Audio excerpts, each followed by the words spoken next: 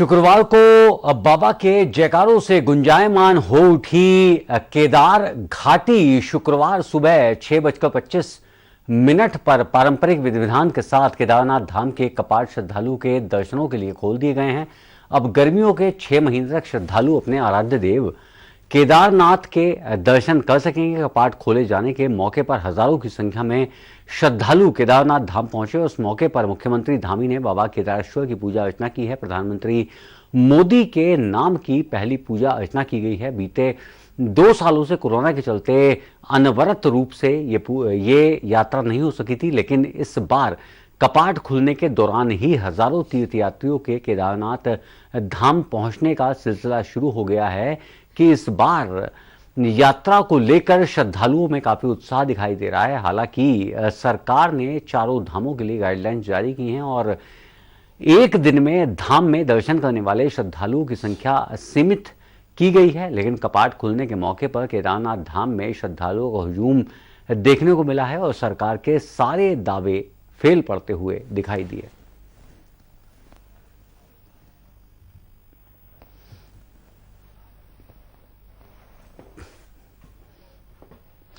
उधर कांग्रेस का कहना है कि उत्तराखंड में चारधाम यात्रा राज्य की आर्थिकी की रीढ़ है और कांग्रेस राज्य के विकास में हमेशा रचनात्मक विपक्ष की भूमिका निभाती रहेगी, लेकिन चारधाम यात्रा के दौरान सरकार को हर गाइडलाइंस का पालन कराना भी जरूरी होगा और साथ ही यात्रा में आने वाले श्रद्धालुओं को सुविधाएं भी देनी होगी। लेकिन ऐसी खबरें आ रही हैं कि यात्रा मार्गों पर श्रद्धालुओं के लिए समुचित व्यवस्था नहीं की गई है। बद्रीनाथ धाम में अस्पताल में भी सुविधा का टोटा दिखाई दे रहा है। एक सहयोगात्मक और एक सकारात्मक विपक्ष की जो भूमिका होती है वो कांग्रेस पार्टी निभाएगी। अब सरकार को ये जरूर देखना है कि सुनिश्चित करना है कि ये यात्रा सुलभ हो, सुविधाजनक हो और सुरक्षित हो। इसके लिए आज जो समाचार पत्रों की खबर है वो चिंताजनक है कि अस्पतालों में पानी की किल्लत आ रही है। खास करके बद्रीनाथ अस्पताल में तक पानी नहीं आ रहा है। तो आप सोचिए कि एक तरफ यात्रा को देखना है और दूसरी तरफ मरीजों को भी देखना है, तो कहीं ना कहीं सरकार के लिए कड़ी चुनौती है।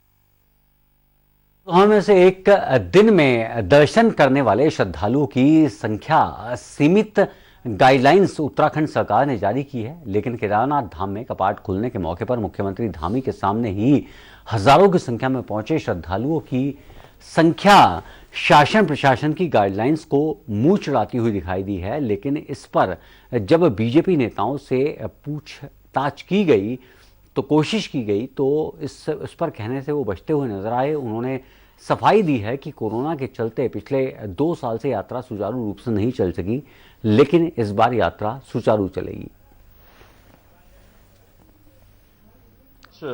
कोरोना काल के कारण यात्रा जो स्थगित रही, अब ये सब माहौल अनुकूल होने के कारण उत्तराखंड राज्य के अंदर बुनियादी सुविधाएं अच्छी होने के कारण सड़क से लेकर सब चीजें जो हुई हैं, उस कारण से यात्रियों की संख्या बहुत बड़ी गति के साथ बढ़ी है और निश्चित रूप से एक व्यवस्था का विषय है और सरकार उसके लिए पूरी तरह सजग है। और मुझे लगता है कि ये एक शुभ संकेत भी है उत्तराखंड के लिए, उत्तराखंड के रहने वाले व्यापारियों के लिए, गाड़ी घोड़े वालों के लिए, छोटे व्यवसायों के लिए, सभी के लिए एक शुभ संकेत है कि उत्तराखंड के अंदर एक तीर्थाटन और पर्यटन का हब बनता जा रहा है।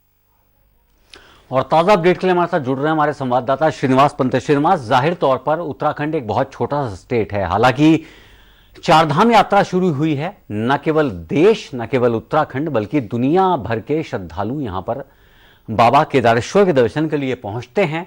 ऐसे में यदि प्रोटोकॉल का उल्लंघन पहले ही दिन हुआ है तो आने वाले दिनों में क्या हालात बनेंगे? अनुज, देखिए, आपको बताना चाहूंगा, उत्तराखंड की जो आर्थिकी की रीढ़ है वो चारधाम यात्रा पर टिकी हुई है और चारधाम यात्रा के जरिए ही एक बड़ा तबका, बड़ी आबादी जो 4 जिलों को जोड़ती हुई लोगों की आजीविका का साधन बनती है। पिछले 2 साल से कोविड का जो दंश पूरे देश के साथ साथ उत्तराखंड ने देखा है, लोग भुखमरी के कगार पर चले गए थे, बैंकों के नोटिस आने लग गए थे, इंस्टॉलमेंट नहीं दे पा रहे थे।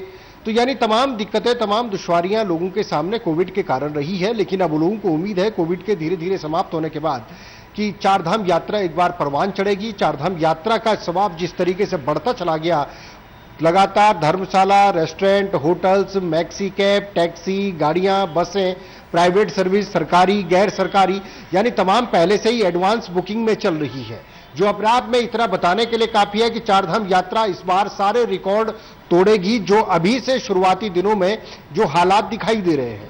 चाहे यमुनोत्री की बात कर ले, गंगोत्री की बात कर ले, या आज केदारनाथ की बात करेंगे, जिस प्रकार से सुबह 6:25 पर वैदिक मंत्रोच्चारण और विधि विधान के साथ केदारधाम के कपाट खोले गए। सबसे पहले जो गर्भगृह में पूजा की गई वो प्रधानमंत्री नरेंद्र मोदी के नाम से पूजा की गई। उसके बाद श्रद्धालुओं के लिए जो दर्शन की प्रक्रिया थी वो शुरू की गई है कि तो केदारधाम में जो पुनर्निर्माण के काम हैं या पुनर्निर्माण के कार्यों के अलावा जो ब्रांडिंग केदारधाम के और उत्तराखंड के चारधाम की हुई है, वो उसका ही नतीजा है कि उत्तराखंड में एडवेंचर और टूरिज्म के अलावा तीर्थाटन में लोगों ने ज्यादा दिलचस्पी दिखाई है। यही कारण है कि लगातार जो हेल्थ सेवाएं हैं वो एडवांस बुकिंग में चल रही है, या इसके अलावा जो जीएमवीएन के गेस्ट हाउस है वो पहले से फुल चल रहे हैं। जो चारधाम रूट है जिससे कि आप ऋषिकेश से उसका अंदाजा लगा लीजिए, और इधर गंगोत्री तक और उधर यमुनोत्री की अगर हम बात करें, यानी उत्तरकाशी, टिहरी, पौड़ी होते हुए रुद्रप्रयाग, चमोली, यानी चारों जिलों में पूरे तरीके से हाउसफुल चल रहा है और बड़ी तादाद में लोग आ रहे हैं। अब सवाल यह भी उठ रहा है कि सरकार क्या इतनी बड़ी तादाद में आने वाले तीर्थ यात्रियों को मुकम्मल इंतजामात दे पाएगी, बेहतर व्यवस्था दे पाएगी? इसको लेकर विपक्ष ने एक बार फिर से सवाल खड़ा किया है कि अस्पतालों की व्यवस्था, मेडिकल कैंप की व्यवस्था, लोगों को ऑक्सीजन की अगर किल्लत होती है या कमी होती है, ऊंचाई वाले इलाके हैं, खासतौर पर यमुनोत्री और केदारनाथ में इस तरीके की घटनाएं हो जाती है, लोगों को ऑक्सीजन यानी सांस लेने की दिक्कतें आती हैं, तो उस परिस्थिति में क्या वैकल्पिक व्यवस्था होगी, उस पर सरकार को जोर देना चाहिए। पेयजल की व्यवस्था है, शौचालय की व्यवस्था है, फर्स्ट एड की व्यवस्था है, और जो प्रिंट रेट है या जो दरें हैं, निर्धारित दरें जिला प्रशासन के जरिए जो लागू की गई है, उससे तीर्थ यात्रियों से अतिरिक्त बोझ उनके ऊपर न डाला जाए। तो यह भी विपक्ष ने सवाल खड़ा किया। हालांकि सरकार की जो व्यवस्थाएं हैं वो धरातल पर नजर आ रही हैं। यही कारण है कि बड़ी तादाद में केदारधाम में श्रद्धालु पहुंचे, तीर्थयात्री पहुंचे, उनको खास कोई ऐसी परेशानियों का सामना नहीं करना पड़ा। 2 साल के बाद जब यात्रा एक बार फिर से अपने चरम पर पहुंच रही है और बड़ी तादाद में पूरे देश विदेश के श्रद्धालु उत्तराखंड आ रहे हैं, तो जाहिर सी बात है उनसे जुड़े हुए जिनका भी आजीविका का साधन चारधाम यात्रा से चलता है, उनके चेहरे पर खुशी की लहर जरूर देखी जा रही है। जाहिर तौर पर उनके चेहरे पे खुशी की लहर देखी जा रही है और दिखनी भी चाहिए श्रीनिवास, लेकिन जैसा आप बता रहे हैं कि रिकॉर्ड तादाद में श्रद्धालु पहुंच रहे हैं। यदि कोरोना एक बार फिर से कोरोना ग्राफ उत्तराखंड में बढ़ता है तो उससे निपटने के लिए सरकार ने क्या कुछ तैयारी की है? बिल्कुल अनुज, देखिए ये सबसे बड़ा सवाल है और शायद 2 साल के कोविड के दंश में इस सवाल का जवाब भी छुपा हुआ है। अगर चौथी संभावित लहर आती है देश में और उसका असर उत्तराखंड में भी देखने को मिलता है, तो 2021 में जिस तरीके से महाकुंभ का हाल हरिद्वार में हुआ था, कमोबेश वही स्थिति बन सकती है। क्योंकि केदारनाथ की तस्वीर जो अपने आप में यह बताने के लिए काफी है कि जहां पर 5000 की क्षमता हो, अगर आप सोशल डिस्टेंसिंग के हिसाब से करें, लेकिन वहां पर 10,000 से ज्यादा तीर्थयात्री आ जाते हैं, भजन कीर्तन करते हैं, जयकारे लगाते हैं, जोश और उत्साह के साथ रहते हैं। लेकिन किसी को नहीं मालूम है कि चौथी लहर आ सकती है या कोविड का एक भी पेशेंट अगर इन सबके बीच में हो गया। हालांकि सब बूस्टर डोज लगा रहे हैं, लेकिन उसके बावजूद पंजीकरण जरूर हो रहा है, लेकिन कोविड की गाइडलाइंस का पालन की बाध्यता नहीं है, आरटीपीसीआर टेस्ट कराने की बाध्यता नहीं है, नेगेटिव रिपोर्ट साथ में लाने की बाध्यता नहीं है। यही कारण है कि दूर दराज से क्षेत्रों से लोग आकर के चारधाम यात्रा में शिरकत कर रहे हैं। और अभी ये तो तीनों धाम की बात हो रही है, इसके बाद बद्री धाम खुलने वाला है, यानी बद्रीनाथ के भी जब कपाट खुलेंगे तो चारधाम यात्रा और तेजी के साथ चलने लगेगी। और इसके अलावा जब हेमकुंड साहिब के कपाट खुल जाएंगे तो और भी ज्यादा तादाद लोगों की दिखाई देगी।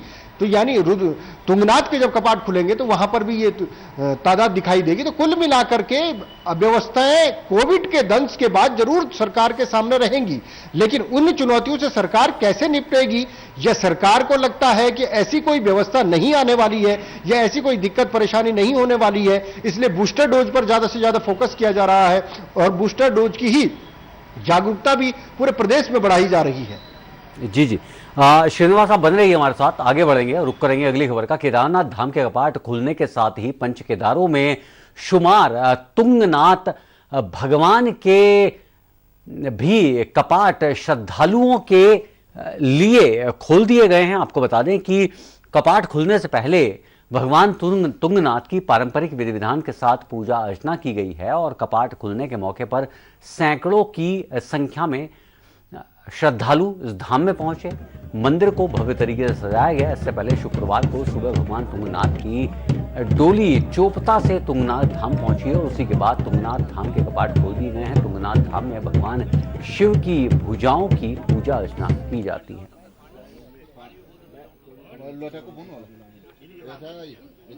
मैं तमन देव से आई हूँ और मैं पहली बार यहाँ पे आई हूँ। बहुत अच्छा लग रहा है मुझे।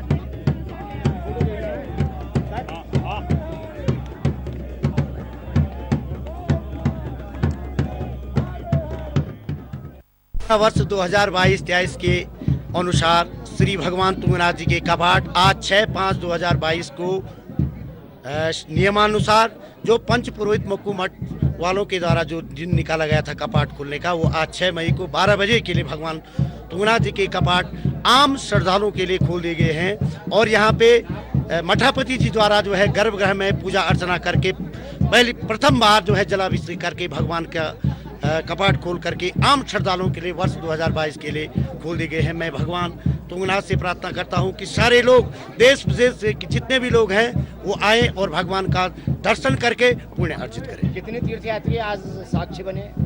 आज जो यहाँ पे भगवान तुंगनाथ जी के कपाट खुलने के दिन में लगभग 750 यात्री यहाँ पे पहुँच चुके हैं और अभी कुछ यात्री, क्योंकि आज केदारनाथ का दिन कपाट खुलने का है, तो जो वहाँ से दर्शन करने के बाद कुछ यात्री शाम तक जो है यहाँ पे भगवान तुंगनाथ के दर्शन करने के लिए आए। इस समय हम मौजूद हैं पंच केदारों में तीसरे केदार भगवान तुंगनाथ, जहां आज भगवान तुंगनाथ की चल उत्सव विग्रह डोली मक्कू मठ से तुंगनाथ धाम पे पहुंची है और अभी से थोड़ी देर पहले यहाँ पे भगवान तुंगनाथ के कपाट खुल गए हैं। हजारों की तादाद में यहाँ पे भक्तों ने भगवान का दर्शन किया है। आप देख सकते हैं कितने भव्य रूप से तुंगनाथ मंदिर को सजाया गया है। कई क्विंटल फूलों से मंदिर को सजाया गया है और तमाम जो यहाँ के भक्त हैं, जो देश विदेश से यहाँ पे लोग आए हैं, बड़ी खुशी देखी जा रही है। मैं नीरज कंडारी, सारा समय के लिए तुंगनाथ धाम से।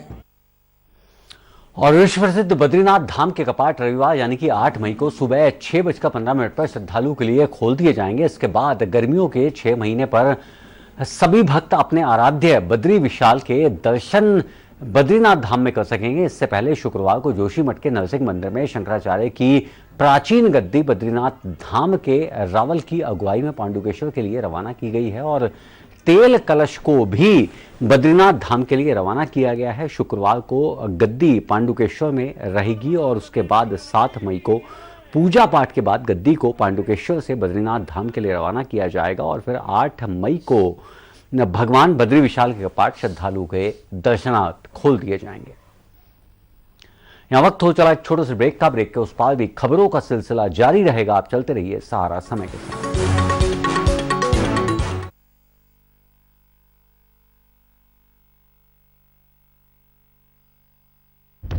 सहारा प्रणाम, हस्तक्षेप में आपका स्वागत है। आज हमारे साथ एक ऐसी शख्सियत हैं, आप हमारे दर्शकों को समझाइए। किसी को कन्विंस न कर सको तो कंफ्यूज करो। अंदाज से नहीं चलता है देश चलता है व्यवहार और कानून से। और बीमारी तो किसी को पूछ के नहीं आती, वो गरीब को भी आती है और अमीर को भी आती है। और नए भारत को बनाने के लिए जो रास्ता है वो जल समृद्धि के मार्ग से जाता है। अगले 3 महीने तक मजदूर से वो पैसा नहीं ले रहे हैं। जो संस्थाएं हैं वहाँ पर उनसे पूछा क्या आपने कि भाई आपने इनको पैदल क्यों चलने दिया? जनरल साहब, सहारा न्यूज नेटवर्क एकलौता ऐसा चैनल है। हमारे चैनल का नाम है सहारा, इसीलिए मैंने दे दिया था कोरोना गो ये नारा। क्योंकि पर्यटक के लिए सबसे जरूरी होती है भरोसा और सेफ्टी। बिल्कुल। ये सारे फॉरेनर होने के बाद भी हम किसी का कम्युनिटी ट्रांसमिशन नहीं हुआ। महामारी में हम लोग तुरंत जाके उलझ गए हैं, ये तो कहा जा सकता है कि सर मुड़ाते ओले पड़े। तो एक तरीके से हमारे कम्युनिटी में एक सेंस ऑफ रिस्पॉन्सिबिलिटी भी था, जो पब्लिक ने काफी सपोर्ट किया। आपकी जानकारी के लिए मैं कहना चाहूँगा जी कि यहाँ रिकवरी रेट भी बड़ी तेजी से हो रही है। नॉर्थ ईस्ट उनके कितना नजदीक है, कोरोना धोखा नहीं रहना है तो अंदर अपने भीतर का शौर्य को जगाए। यह कोई दैवी आपदा है, प्रकृति नाराज है या इंसान की कोई बड़ी भूल है? मैं जो देख रहा हूँ ये प्रकृति का एक संकेत है।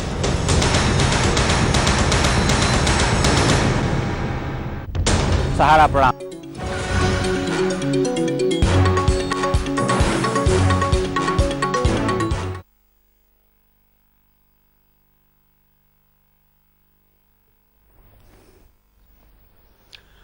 उत्तराखंड में 31 मई से होने वाले चंपावत उपचुनाव के लिए बीजेपी ने मुख्यमंत्री धामी को उम्मीदवार बनाया है। बीजेपी नेता विनोद सुयाल का कहना है कि बीजेपी चंपावत उपचुनाव के लिए पूरी तरह से तैयार है और चंपावत उपचुनाव को बीजेपी बंपर वोटों के साथ जीतेगी। राज्य के अंदर कांग्रेस एक हाशिया पर चली जा चुकी है। उनकी आपसी प्रतिद्वंदता, उनकी आपसी महत्वाकांक्षा के कारण कांग्रेस मुझे लगता है कि समाप्ति की ओर है उत्तराखंड में। और भारतीय जनता पार्टी चंपावत चुनाव में जिस तरह से एक प्लानिंग के साथ चुनाव लड़ेगी तो आने वाले समय में चंपावत चुनाव एक रिकॉर्ड बनेगा और पुष्कर सिंह धामी वहां रिकॉर्ड मतों से सफल होंगे।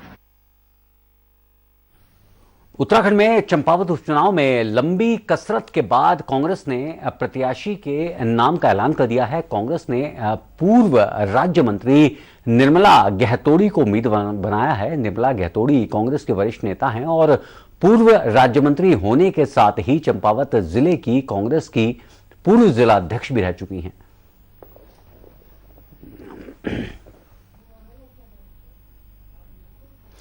उत्तराखंड कांग्रेस के उपाध्यक्ष ज्योत सिंह बिष्ट ने कांग्रेस का हाथ छोड़कर आम आदमी पार्टी का दामन थाम लिया है। दिल्ली में मुख्यमंत्री मनीष सिसोदिया ने उन्हें आम आदमी पार्टी की सदस्यता ग्रहण कराई है। आपको बताते चलें कि लंबे समय से अपनी उपेक्षा से नाराज ज्योत सिंह बिष्ट ने कांग्रेस का हाथ छोड़ा है और ज्योत सिंह बिष्ट यदा कदा अपनी नाराजगी जाहिर भी करते हुए दिखाई दिए। ज्योत सिंह बिष्ट ने हेमंत बिष्ट ने भी आपकी सदस्यता ग्रहण की है।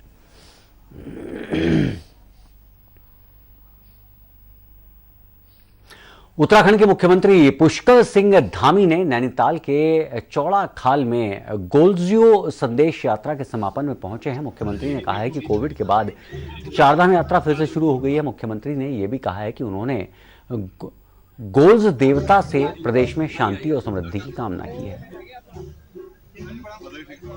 और आज गोल्जू की जो यात्रा निकाली थी उस यात्रा का भी आज यहाँ पर समापन हो रहा है। तो इस वर्ष जो है 2 वर्षों के बाद हमारे यहाँ पर जो यात्रा है, ये यात्री है, श्रद्धालु है, पर्यटक है, वो बड़ी संख्या में इस बार उत्तराखंड आ रहे हैं।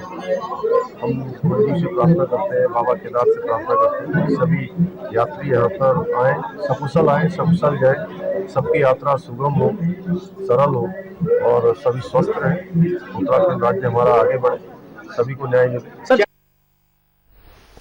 देहरादून मसूरी रोड स्थित कुंड भवन के पास बस और कार की जबरदस्त टक्कर हो गई है, जिसमें बस कार समेत रोड के नीचे जा गिरी है और हादसे में बस सवार 34 लोगों में 4 बच्चे घायल हैं। बताया जा रहा है कि बस मसूरी से देहरादून की ओर जा रही थी और बस के ब्रेक फेल होने से हादसा हुआ है। बस सवार सभी बच्चे मसूरी के एम्प्टी फॉल घूमकर आ रहे थे और वापस देहरादून जा रहे थे। आनंद फानन में स्थानीय लोगों ने पुलिस को सूचना दी।